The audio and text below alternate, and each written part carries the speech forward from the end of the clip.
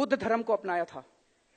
विजयदशमी के दिन नागपुर के अंदर 2 घटनाएं घटती हैं हर साल।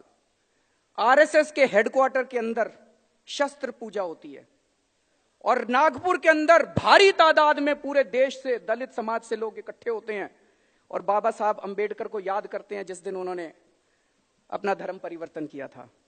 और 2 साल से मात्र चंद लोग जो आरएसएस के हेडक्वार्टर में शस्त्र पूजा करने के लिए इकट्ठे होते हैं, उसका दूरदर्शन लाइव टेलीकास्ट करता है। लेकिन लाखों दलित जो बाहर मैदान के अंदर, नागपुर के अंदर इकट्ठे होते हैं अपने बाबा साहब अंबेडकर को याद करने के लिए, उनका दूरदर्शन लाइव टेलीकास्ट नहीं करता है। अभी आप सबने एनसीईआरटी सुना होगा, national council for educational research and training.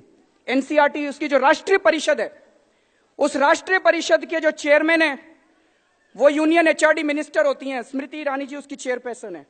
और उसके जो मेंबर होते हैं वो देश के जितने राज्य हैं, हर राज्य का शिक्षा मंत्री उसका मेंबर होता है।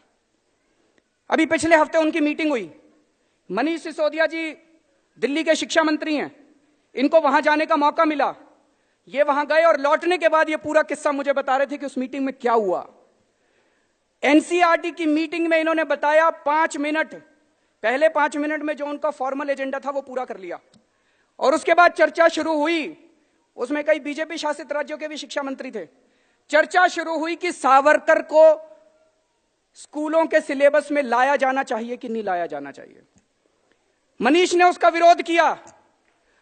आधा घंटा, पौना घंटा इसकी चर्चा चली कि सावरकर को स्कूलों में पढ़ाना चाहिए कि नहीं पढ़ाना चाहिए। जब मनीष ने विरोध किया, उनको लगा बाहर बात फैल जाएगी, तो स्मृति जी कहते हैं नहीं, इसको बात को यहीं खत्म करते हैं, हम नई शिक्षा नीति बना रहे हैं, उसमें डाल देंगे इसको, बाद में आपको बताएंगे इसके बारे में। मैं आज मनीष सिसोदिया से अपील करना चाहता हूं, उन लोगों को सावरकर पढ़ाने दो, आप दिल्ली के सारे स्कूलों में अंबेडकर साहब को पढ़ाइए।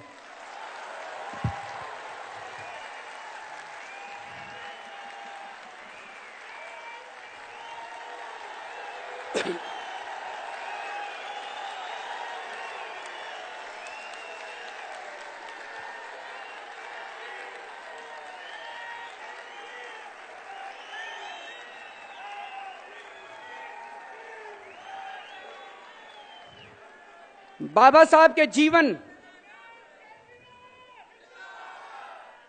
बाबा साहब के जीवन और बाबा साहब के विचार, बाबा साहब के संदेश, इनको विस्तार से आप दिल्ली के सारे स्कूलों में इसका सिलेबस तैयार किए और सारे स्कूलों के अंदर इसको पढ़ाने का इंतजाम कीजिए।